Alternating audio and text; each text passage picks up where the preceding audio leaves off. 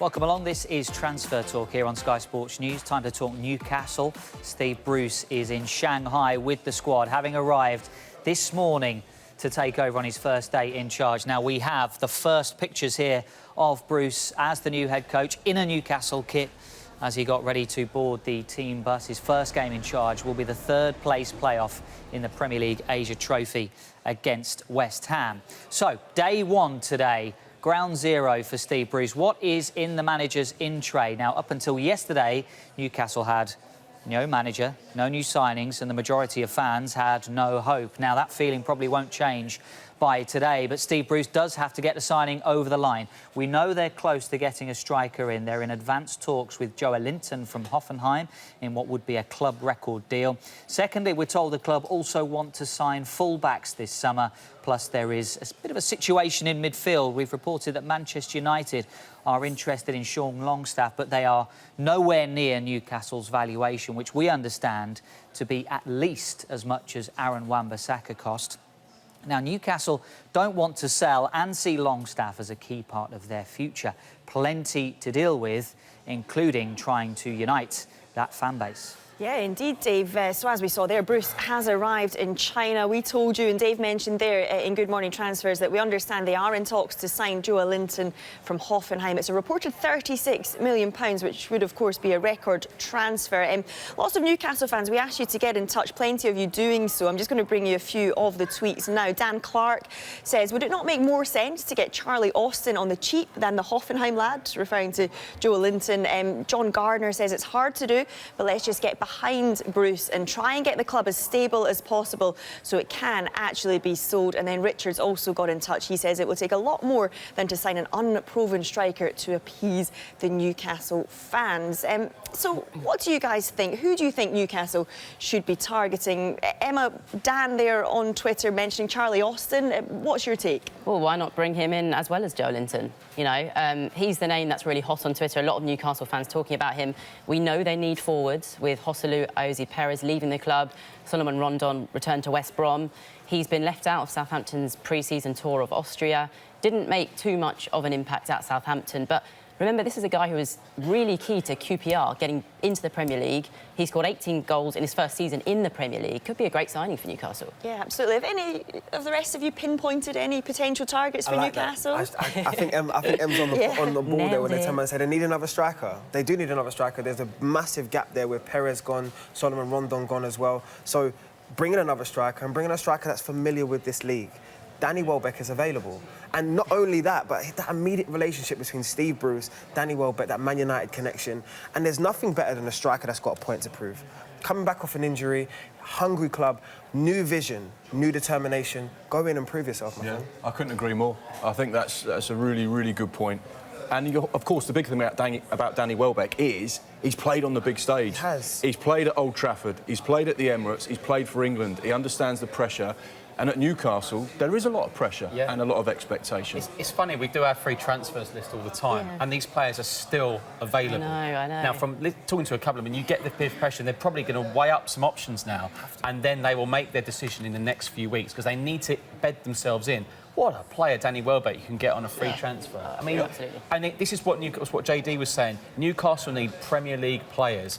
They know the Premier League experience.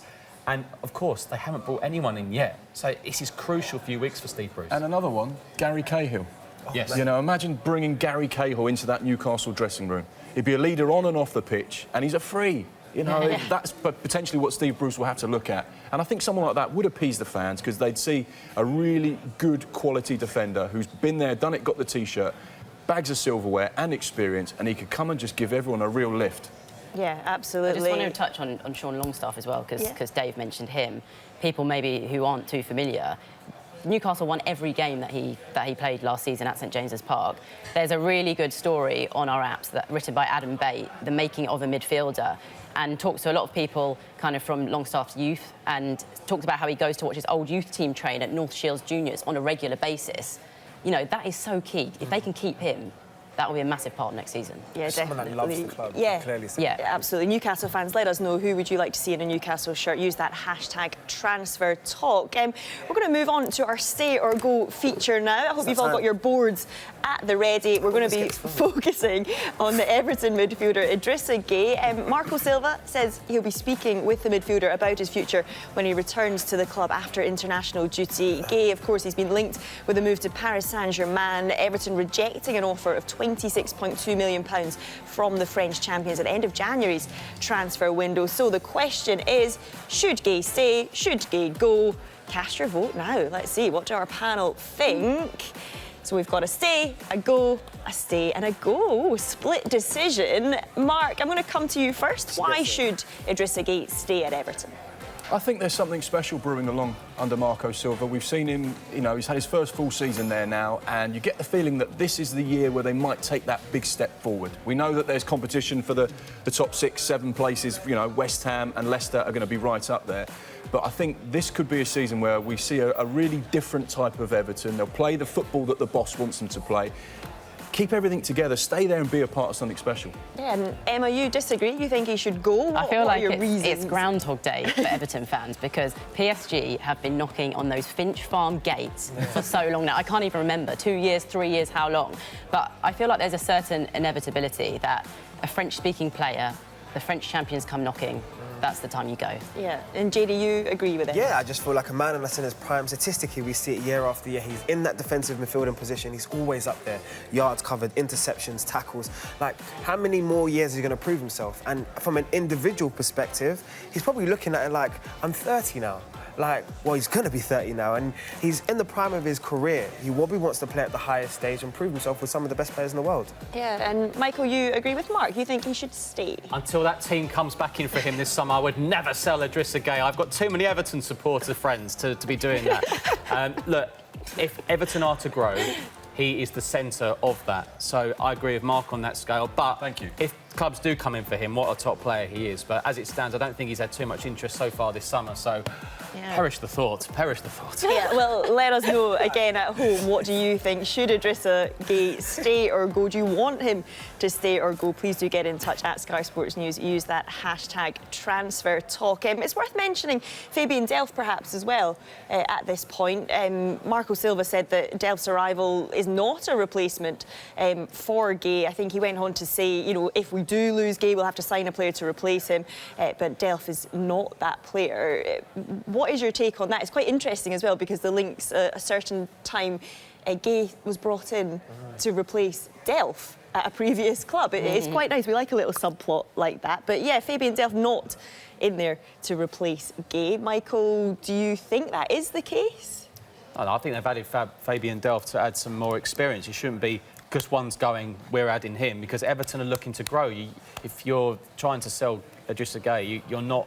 Everton fans will be questioning that. They've just seen their rivals win the Champions League. Yeah. As we've talked about Leicester, we've talked about West Ham.